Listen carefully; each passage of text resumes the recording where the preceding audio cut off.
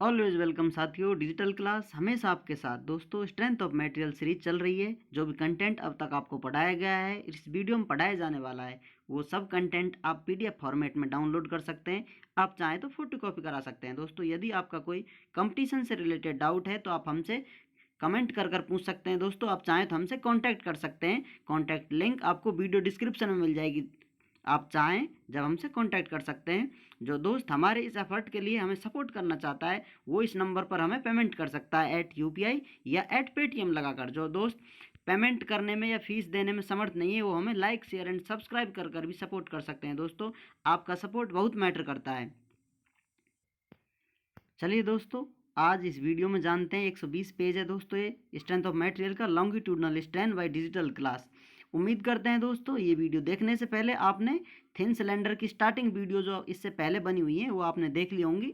तो चलिए शुरुआत करते हैं। यहाँ दोस्तों हम स्ट्रेंथ काउंट कर रहे हैं। लॉन्गिट्यूडनल स्ट्रेंथ तो स्ट्रेंथ होती है दोस्तों, इसे एप्सिलॉन से प्रदर्शित किया जाएगा। इस प्रकार epsilon L is equal to, आप देख सकते हैं यहाँ सिग्मा L/E, क्योंकि दोस्तों स्ट्रेस स्ट्रेन के प्रोपोर्शनल होता है और ये इस प्रकार इसको इक्वल करते हैं तो ई जो रेशियो है दोस्तों इलास्टिक कांस्टेंट वो आ जाता है। इस प्रकार ये सिग्मा L/E, एप्सिलॉन L को सिग्मा L/E हम लिख सकते हैं दोस्तों। इसी प्रकार जो दोस्तों लेंथ में हमें स्ट्रेन मिलेगी तो उसमें एक पार्शियल स्ट्रेन आती है दोस्तों। जैसा कि आप स्ट्रेंथ ऑफ मटेरियल की शुरुआत में पढ़ चुके हैं, आप जानते होंगे दोस्तों। नहीं तो आप शुरू से देखें सीरीज, आपको समझ में आ जाएगी।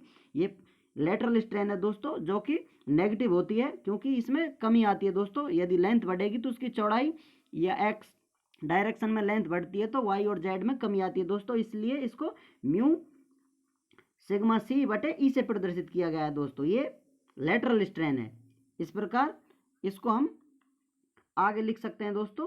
जैसा कि हम जानते हैं सिग्मा L कितना होता है दोस्तों, PD/40 होता है दोस्तों। इंटू ई है इसके नीचे, तो हमने ये वैल्यू लिख दी है।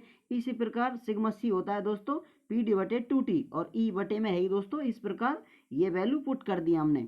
इनको आगे सॉल्व करते हैं। Sigma L is equal to, इसमें से PD कॉमन ले लिया दोस्तों बटे 40E, ये कॉमन आ गया है तो ब्रैकेट में 1 - 2 मिलता है दोस्तों। 1 - 2 mu is equal to del L/L, जो दोस्तों लॉन्गिट्यूडनल स्ट्रेन होती है, चेंज इन लेंथ बटे ओरिजिनल लेंथ होती है। इस प्रकार दोस्तों इसे epsilon L is equal to del L/L के बराबर हम लिख सकते हैं। इस प्रकार हम लॉन्गिट्यूडनल स्ट्रेन काउंट कर सकते हैं दोस्तों इसमें थिन सिलेंडर में। अब इसी प्रकार दोस्तों हम सर्कमफेरेंशियल या हुप स्ट्रेन काउंट करेंगे दोस्तों। इसे कैलकुलेट करेंगे। इसे एप्सिलॉन C से प्रदर्शित किया है दोस्तों। ये होती है sigma C/E minus mu sigma L/E। अब दोस्तों हम दूसरी डायरेक्शन में काउंट कर रहे हैं, तो ये दोस्तों इससे इस डायरेक्शन में लेंथ में वृद्धि होगी दोस्तों, उसे काउंट कर रहे हैं। और जो ये सिग्मा L लग रहा है दोस्तों, ये दूसरी डायरेक्शन में काम कर रहा है। इसलिए दोस्तों ये यहाँ आकर लेटरल स्ट्रेन बन जाता है इस डायरेक्शन में आके। यदि आप देखिए एक्स डायरेक्शन में कोई फोर्स लगेगा, उससे वृद्धि आएगी दोस्तों इसमें लेंथ में। इसकी कोई भी मटेरियल है उसकी लेंथ बढ़ेगी, लेकिन जो दोस्तों वाई डायरेक्शन में खींचेगा इसको ऊपर की तरफ, उससे इसकी लेंथ में कमी आएगी। अभी आप देखिए इस डायग्राम से आप समझ सकते हैं दोस्तों, ये सिग्मा L एक्स डायरेक्शन में जो स्ट्रेस लग रहा है दोस्तों, ये सिग्मा L है। जो फोर्स लगेगा उससे स्ट्रेस आएगी दोस्तों। और जो वाई डायरेक्शन में है वो दूसरी तरफ लगेगा। ये इस डायरेक्शन में लगने वाला स्ट्रेस इसकी लेंथ में वृद्धि करेगा, और इस डायरेक्शन में लगने वाला दोस्तों इसकी चौड़ाई में या मोटाई में वृद्धि करेगा और इसे कंप्रेस करने की कोशिश करेगा। इस प्रकार ये लीनियर या लॉन्गिट्यूडनल स्ट्रेन और लेटरल स्ट्रेन आती है दोस्तों। आप चाहें तो स्टार्टिंग की वीडियो देखें, वहाँ आप सर्च कर सकते हैं, वहाँ आपको मिल जाएगी। सारे कॉन्सेप्ट आपके क्लियर हो जाएंगे। इस प्रकार दोस्तों ये आगे स्टेप चल रहा है। तो सिग्मा ये एप्सिलॉन C है दोस्तों। Epsilon C is equal to sigma C/E is minus है दोस्तों आगे mu sigma L/E is equal to, अब दोस्तों यहाँ सिग्मा C हम जानते हैं PD/2T होता है दोस्तों। E है ही यहाँ आपको दे रखा है दोस्तों। ये स्ट्रेन लेते हैं तो नीचे आ जाता है स्ट्रेस के E, और आगे दोस्तों माइनस लगाकर म्यू PD/4TE। इस प्रकार दोस्तों ये इक्वेशन आ जाती है। अब हम सिग्मा ये एप्सिलॉन C है, इसको आगे सॉल्व करके इसमें से PD/4TE कॉमन ले लेते हैं दोस्तों इस एक्सप्रेशन में से। तो हम देखते हैं आगे से सॉल्व करते हैं तो ब्रैकेट में 2 माइनस म्यू आ जाता है दोस्तों। यहाँ 2 है दोस्तों, इधर 4 है, तो इस प्रकार यहाँ 2 से गुना और 2 से भाग दे देते हैं दोस्तों, तो हमें नीचे 4 मिल जाता है, ऊपर 2 रह जाता है। इस प्रकार ये 2 आया है और ये पूरी टर्म आगे कॉमन में चली गई है, तो सिर्फ म्यू बचता है दोस्तों।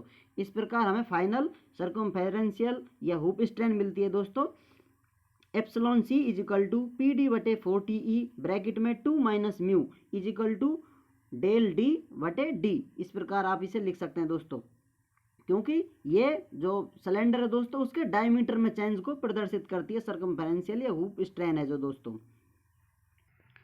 चलिए दोस्तों अब जान लेते हैं वॉल्यूमेट्रिक स्ट्रेन। जो थिन सिलेंडर है दोस्तों उस पर हम स्टडी कर रहे हैं, वहाँ वॉल्यूमेट्रिक स्ट्रेन आएगी दोस्तों epsilon V is equal to epsilon X plus epsilon Y plus epsilon Z, अर्थात एक्स वाई जेड तीनों डायरेक्शन में आने वाली स्ट्रेन दोस्तों वॉल्यूमेट्रिक स्ट्रेन के बराबर होती है। अब हम जानते हैं दोस्तों सिलेंडर है तो डायमीटर एक तो लेंथ होगी दोस्तों, बाकी एक्स डायरेक्शन भी डायमीटर को प्रदर्शित करेगी और जो जेड होगी दोस्तों वो भी डायमीटर को प्रदर्शित करती है।